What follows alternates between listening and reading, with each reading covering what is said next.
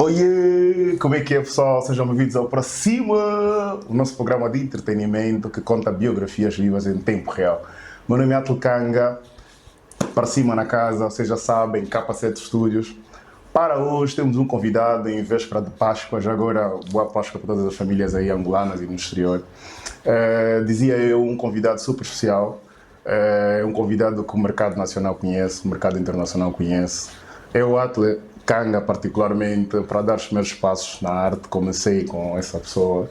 E pronto, emociona-me até falar sobre isso, porque esperava muito esse momento.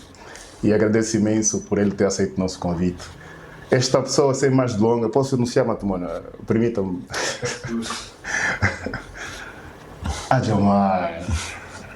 Olá, Adjamar. Olá, antes de mais é um prazer muito grande cá estar, obrigado pelo convite. Nós agradecemos. Obrigado a todos que aí do outro lado nos estão a assistir. Adjamar, muito obrigado mais uma vez por ter aceito o nosso convite em pleno dia de Páscoa, não é? Para nós é super poder contar com o teu suporte, poder contar com a sua presença. Portanto, Adjamar, este nome, acho que todo mundo aí em casa pergunta-se por que esse nome, como é que surgiu esse nome? É de verdade o seu nome real? É o meu nome verdadeiro, Adjamar Elvaim.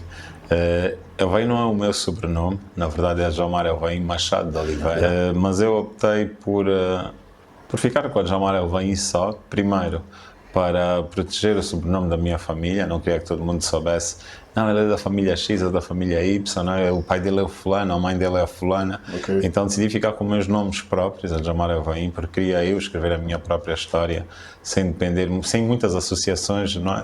de quem é que eu poderia ser familiar. E segundo, porque Adjamar Elvaim já é um nome por si só artístico, não é? Desperta curiosidade. Adjamar, será que é angolano, Elvaim, não é? É árabe. Então, achei que ia funcionar e a verdade é que funcionou estes anos todos.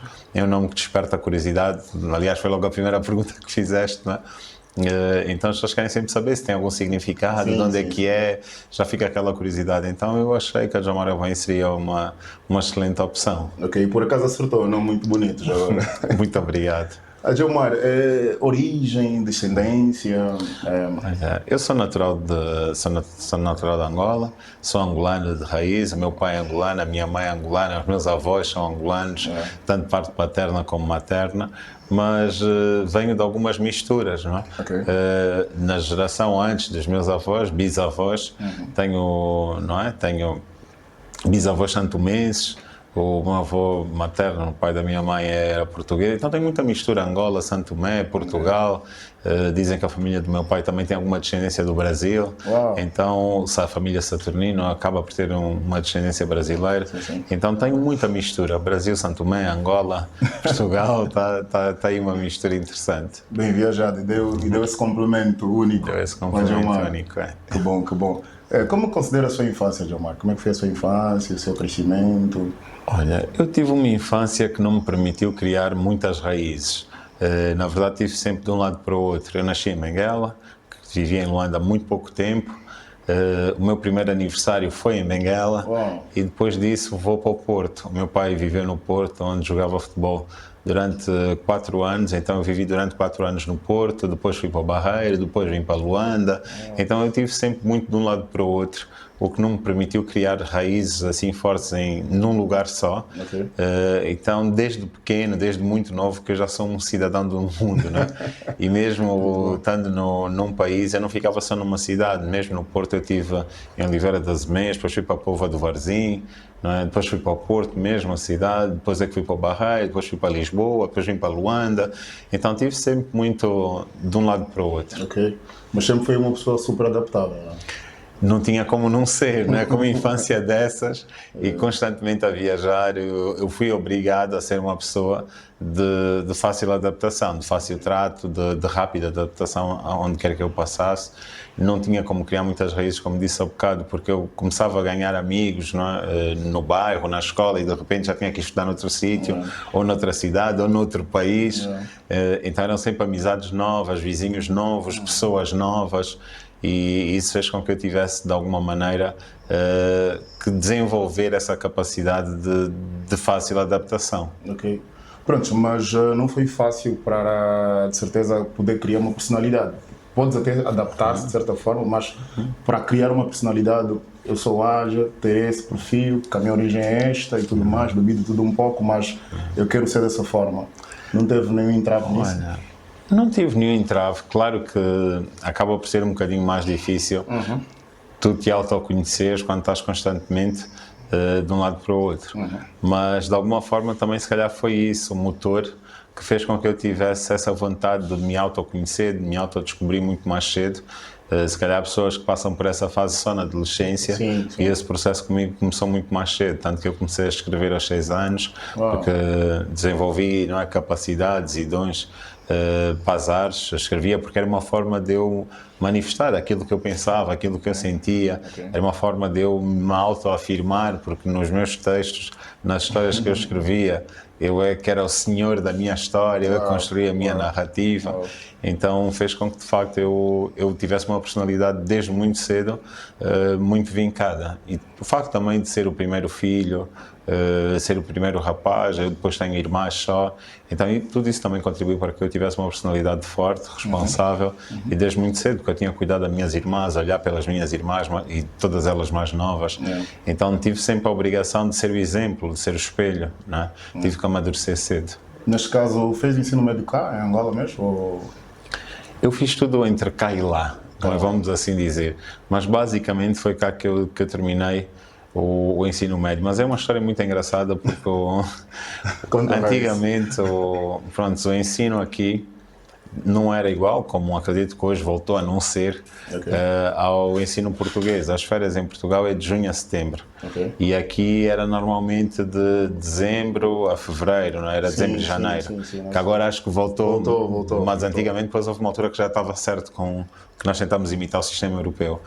Houve umas greves e foram tentando acertar aí o calendário escolar, mas nessa altura, quando eu ficava de férias aqui em Angola, que era o mês de janeiro, dezembro, janeiro, ou janeiro, fevereiro, eu ia para Portugal. Imagina, eu terminei a 5ª classe aqui em Angola, então ia para Portugal e começava já a fazer a 6ª. Então durante 2 meses, né, que era o período de férias, 2, 3 meses, eu já estava a estudar adiantado. Quando eu vinha para cá... Que loucura, que loucura mesmo.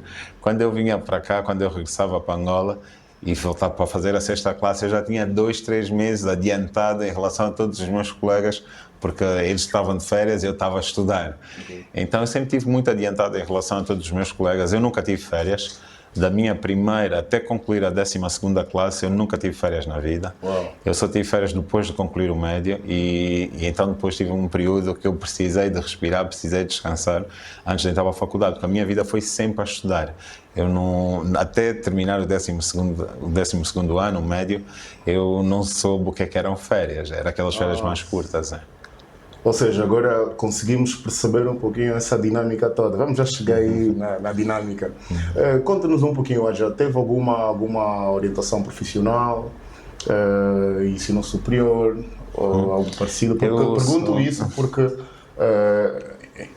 algumas vezes em Angola é associado que os artistas, pronto, não têm um complemento escolar, uma coisa parecida. Mas eu acho que isso já está desmistificado. Nós na Artes Modas temos um monte de modelos de agenciados que hoje são mestres, têm mestrados concluídos, têm depois, não é? Têm graduações, têm licenciaturas concluídas. Então acho que isso já está muito desmistificado. E mesmo fora da moda, na música, apresentadores de televisão, atrizes, não é? Nós vemos muita gente que hoje em dia não é, tem formação superior. Eu formei-me em Ciências Políticas na Inglaterra, pela Universidade de Leeds. Então, sim, pronto, também são um exemplo de que as pessoas podem sim estudar, apesar de fazer artes. Muito bom, pessoal ouviram ali, né? Não é só beleza, atenção, tem que complementar. Pronto, depois daí da formação superior regressa para Angola, não é? Regresso para Angola. Posto para Angola, ficou naquela, como é que seria, como é que será? Já veio premeditado com um projeto, já tem uma noção minimamente do que poderia fazer? Eu, durante esse período que tive entre Portugal e Inglaterra, que estive a andar pela Europa, eu ganhei essa paixão pela moda, que era uma coisa que não era uma paixão, não é? Porque eu sempre fui muito dedicado aos estudos e ao desporto. A moda, na verdade, surgiu na minha vida bem mais tarde e foi uma paixão que eu ganhei.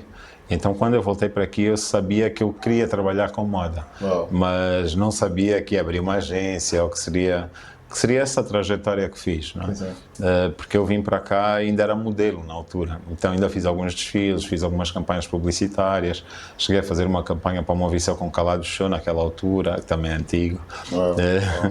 Fiz algumas campanhas para refrigerantes, como a Kiss, a Blue, Angola Fashion Week, vários desfiles, Angola Fashion Business, desfiles que na altura eram muito grandes, eu fiz, campanhas fiz, e depois chegou uma altura que eu achei que, comparando com tudo aquilo que eu já tinha vivido na Europa e que eu já tinha feito enquanto modelo, eu achei que Angola estava um bocado atrasada e que precisava de precisava de pessoas, de uma dinâmica diferente e que nunca seria possível sem pessoas capacitadas para ajudar a moda a desenvolver, vamos assim dizer.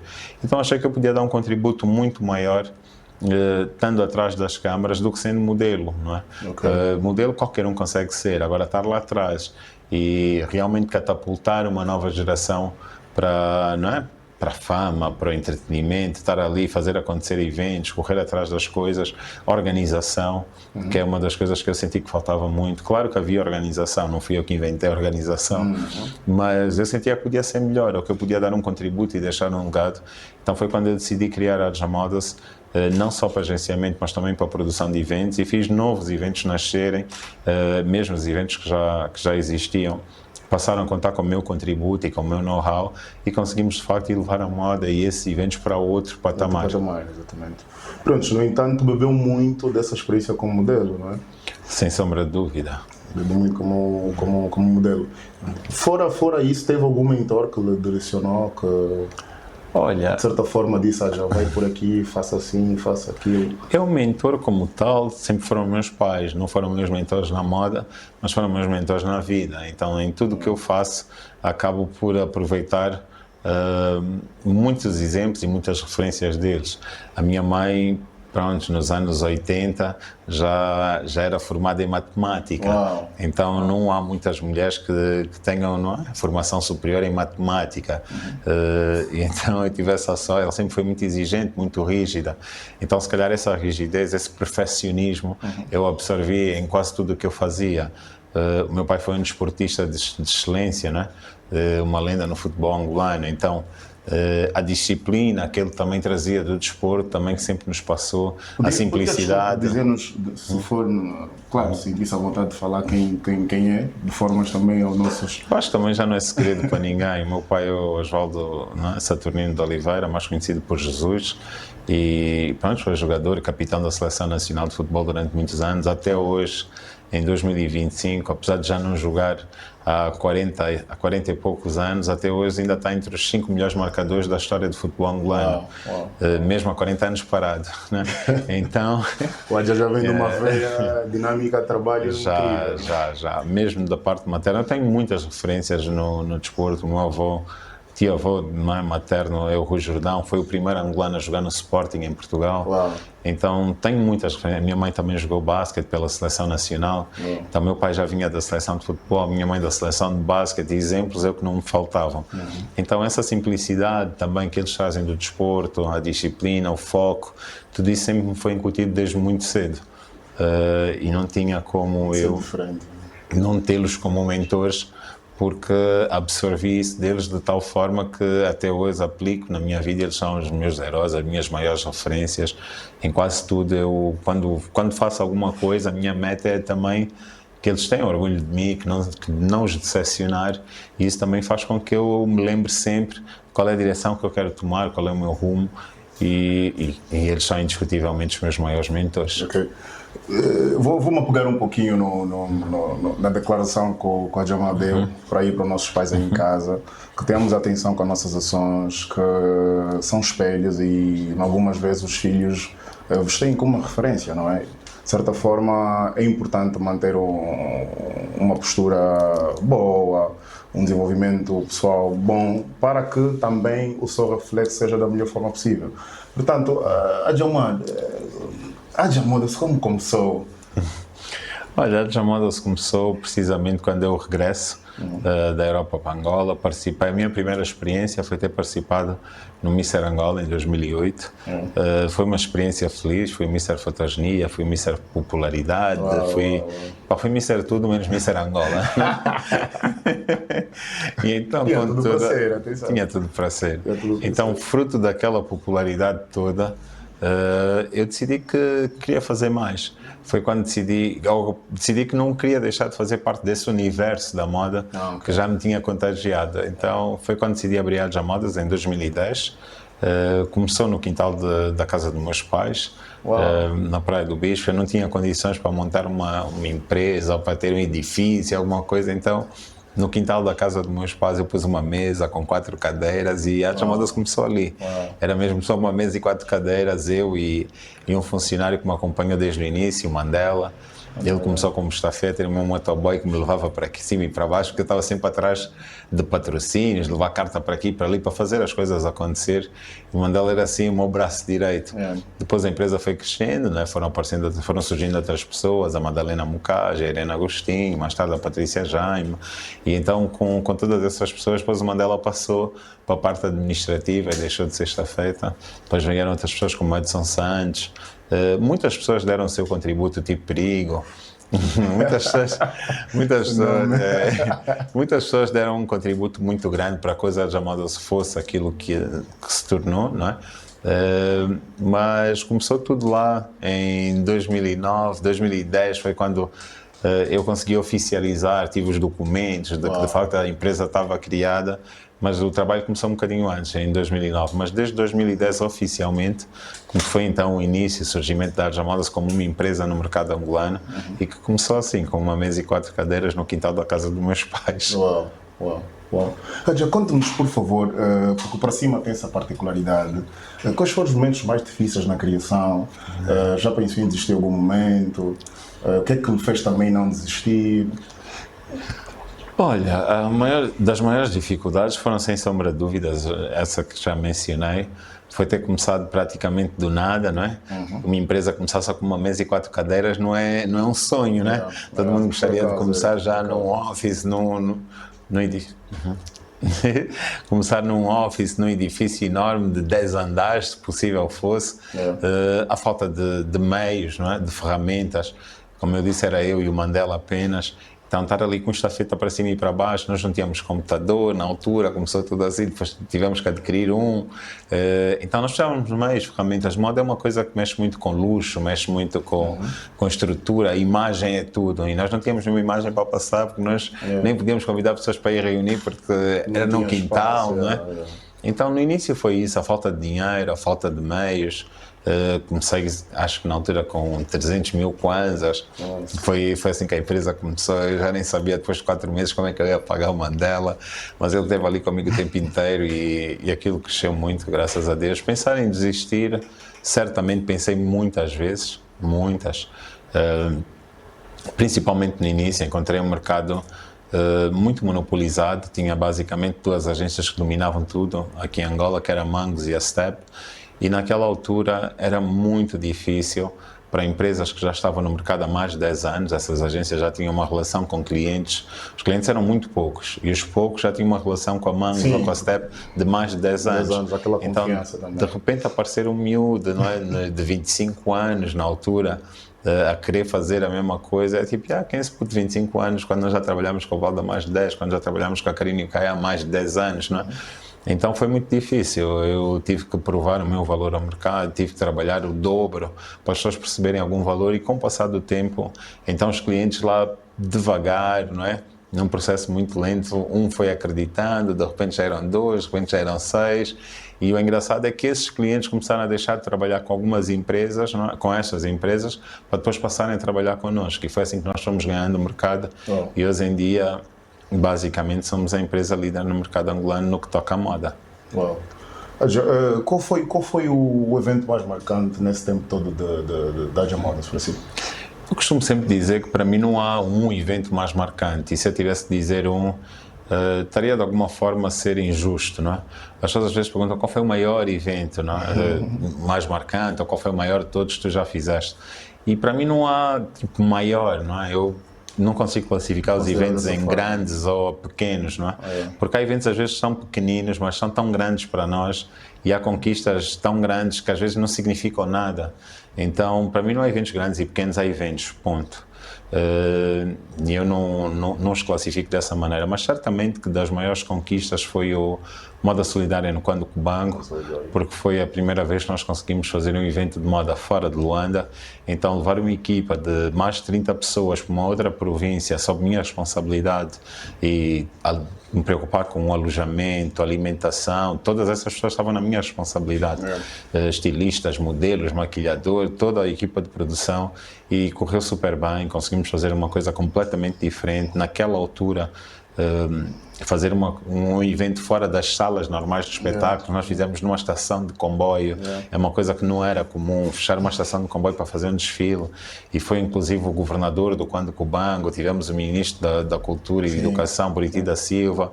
Então conseguimos mover grandes figuras, conseguimos fechar uma estação de comboio só para fazer um evento de moda, levar 30 pessoas daqui, conseguir dar-lhes hospedagem, alimentação.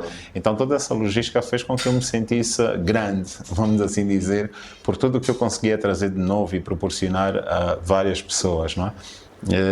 Outro grande evento, ou outro grande momento, foi quando a Arja Models comprou o concurso Mister Angola, que está connosco desde 2011. Então também foi uma conquista muito grande. Era uma agência que mal tinha acabado de aparecer e de repente tem o maior evento, o maior concurso de beleza masculina do país, nos pertence, não é? Outra conquista foi sensacional. E depois, quando o Arnaldo ganhou o Mister África, foi a primeira vez que ganhamos um título internacional. Também foi um momento marcante. Quando a Leila Lopes foi coroada Miss Angola Reino Unido, Miss Angola e depois Miss Universo, sabendo que os primeiros passos foram comigo, a conquista da Leila hoje não é só da Leila, não é só minha, é de todos os angolanos e dos africanos de um modo geral, porque é mais uma mulher negra que foi coroada Miss Universo. Então, sem sombra de dúvida, é um dos momentos mais importantes da nossa história. E depois, no ano a seguir, conseguimos repetir a proeza quando a Marcelina Vaikena é eleita novamente Miss Angola. Então, foram 2 anos seguidos que a coroa não saía da Arja Models, não é? Temos também quando o Angola Fashion Week passou, não é, para a alçada da Arja Models. Eu, Adjamar, fui produtor da Angola Fashion Week durante 7 anos. E aos 27 anos, quando me entregaram a Angola Fashion Week, eu era só um miúdo de 27 anos e de repente eu tinha nas minhas mãos o maior evento de moda no país. Todo mundo que trabalha com moda adoraria produzir o Angola Fashion Week e entregam a uma pessoa de 27 anos, não é? E eu durante 7 anos pude dar o meu contributo, porque eu podia fazer 1 ano e no ano a seguir tirarem, ou 2 anos depois fazer 7 anos. Quer dizer que as pessoas conseguiram, mesmo apesar de só ter 27, as pessoas conseguiram ver alguma coisa em mim, que eu de facto tinha capacidade e tinha pulso, liderança para estar à frente e comandar o destino daquele evento. E para mim isso foi dos maiores orgulhos, das maiores honras, porque tinha a oportunidade de escolher estilistas do país todo para participarem de uma plataforma grande como a Angola Fashion Week. Vinham convidados internacionais de todo o lado, da África do Sul, do Egito, de Portugal, do Brasil. Então inúmeros estilistas vieram de fora para a Angola Fashion Week pela minha mão. Modelos que também vinham de outros pontos do país, modelos que saíram daqui de Angola para o mundo, através dessa plataforma. Então foram muitos momentos marcantes. Escolher um no meio de tudo isto seria de tudo injusto. Falou do Conde Cubango, só para reforçar, foi o meu primeiro evento de moda também como modelo, o meu primeiro salário inclusive, e a primeira experiência aí com uma outra província, não é? No entanto, é de louvar e de agradecer pela iniciativa, pelo projeto. É muito fixe ter essa oportunidade por meio de 4 cadeiras num quintal. Lançaste inúmeras pessoas e continuas lançando, não é? No entanto, neste momento a Arja Models, fora a criação de eventos, também optou por outras áreas. Poderia, por favor, contar-nos um pouquinho como está a ser essa experiência? Olha, é uma experiência boa, não é? Porque nós não conseguimos ter eventos todas as semanas ou todos os dias. Aliás, às vezes nem todos os meses. Então, além da produção de eventos, nós tínhamos necessidade de fazer outras coisas. Exatamente. E foi quando começamos, mas isso já foi desde o início, né? A Jamodas faz produção de eventos e agenciamento de modelos e figuras públicas, artistas no geral. Já fazemos isso desde o nosso primeiro ano, porque o agenciamento nos permite, além da produção dos eventos que não são nossos, vender modelos ou vender figuras para participarem de outros trabalhos que não sejam produzidos por nós. Então, às vezes, a pessoa não quer que a Jamodas produza o evento, mas quer um apresentador, mas quer um modelo para uma campanha, mas quer um artista para cantar, quer um humorista para poder estar no evento que é produzido por outras pessoas. Então, o agenciamento também ajuda a equilibrar. Quando temos nossos eventos, muito bom. Quando não temos, na mesma precisam dos nossos talentos para contribuir para o sucesso de outros eventos. E o agenciamento sempre nos ajudou também a ter outras fontes de rendimento além dos eventos que nós produzimos.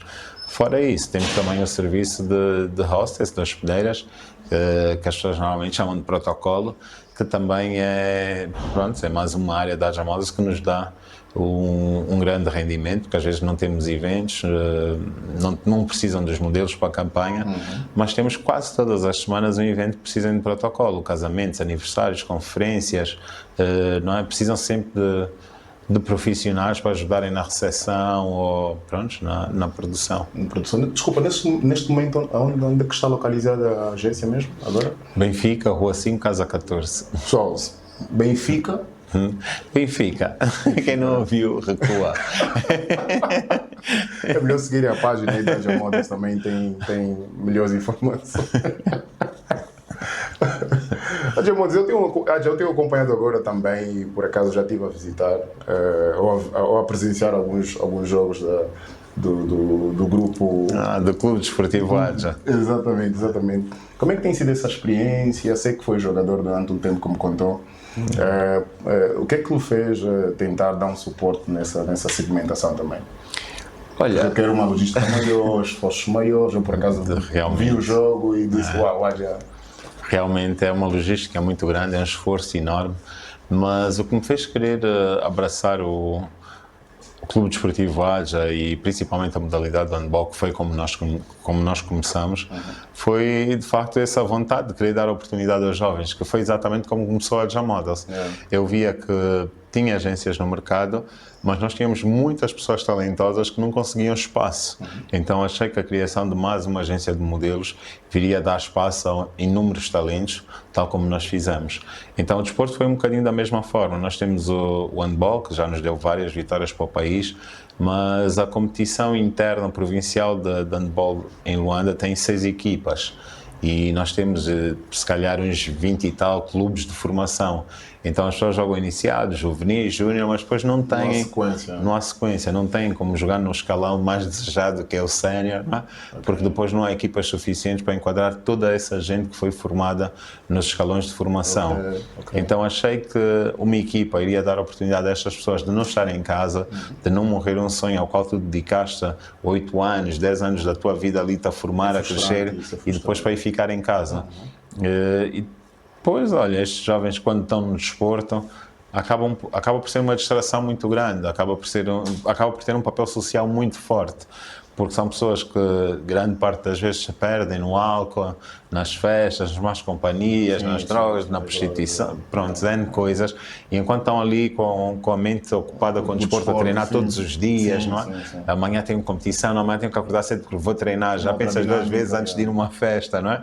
Se calhar já não bebes hoje porque amanhã tem jogo, não é? Então eu acho que é importante a saúde em primeiro lugar, é a oportunidade destas pessoas, quase todo mundo que joga no Clube Desportivo Adja acabou por ter oportunidades para estudar. Nós tratamos da matrícula de várias pessoas que não tinham como estudar por meios próprios e o clube ajudou. Houve pessoas que nós ajudamos a colocar em empregos.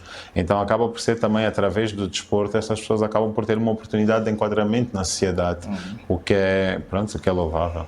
Muito bom. Adja, quais recomendações deixa para os angolanos, para aquelas pessoas que nos acompanham, sobre superação, determinação, foco, por meio da sua experiência? Olha, a mensagem é muito simples, é trabalharem, esforçarem-se, correrem atrás daquilo que vocês acreditam. Eu sinto que os angolanos têm muito aquela coisa do padrinho na cozinha, né? É tipo, há uma vaga de emprego, eu não vou tentar, eu não conheço ninguém, né? Não, tem que se tentar, não é preciso conhecer ninguém. Eu também não conhecia ninguém na moda, pelo contrário, o que eu disse há bocado, encontrei um mercado completamente fechado, um monopólio muito grande, eu não tinha oportunidade de nada, mas lutei. É todos os dias acordar cedo, foi todos os dias subir numa moto com um motoboy, vou deixar a carta aqui, deixar a carta, sem saber no que é que ia dar, quando eu podia perfeitamente ser enquadrado num banco. Na altura estavam a abrir um monte de bancos e as pessoas diziam, pô, você é lá tonto, ajudar na Inglaterra, fala-se inglês, né? Vamos aceitar bem rápido no banco, né? Ou na Unitel. Fui bolseiro da Sonangol, formei-me na Inglaterra, podia ser facilmente enquadrado na Sonangol, mas dispensei todas essas facilidades para correr atrás de um sonho que podia não ter dado certo. Então acho que essa coragem que às vezes falta nas pessoas, as pessoas estão muito cómodas, querem as oportunidades, mas se calhar querem que as oportunidades venham ter com elas, lhes bater a porta, não é? Quando o tio diga, estás aí sem fazer nada, vou-te pôr na Indiama, vou-te pôr na GT, não é? E as coisas não são assim, no mundo inteiro. Se tu queres muito algo, tens que correr muito atrás. E eu vejo que nos falta isso, nós estamos sempre à procura de facilidades. Mesmo às vezes é tão simples isso, tratar uma carta de condução, ok, vais perder se calhar um mês ali todos os dias no sol, na fila, mas é o processo para tratar, mas as pessoas se calhar vão preferir ficar 2 anos a dar gasosa nos polícias do que tratar a carta de condução, não é?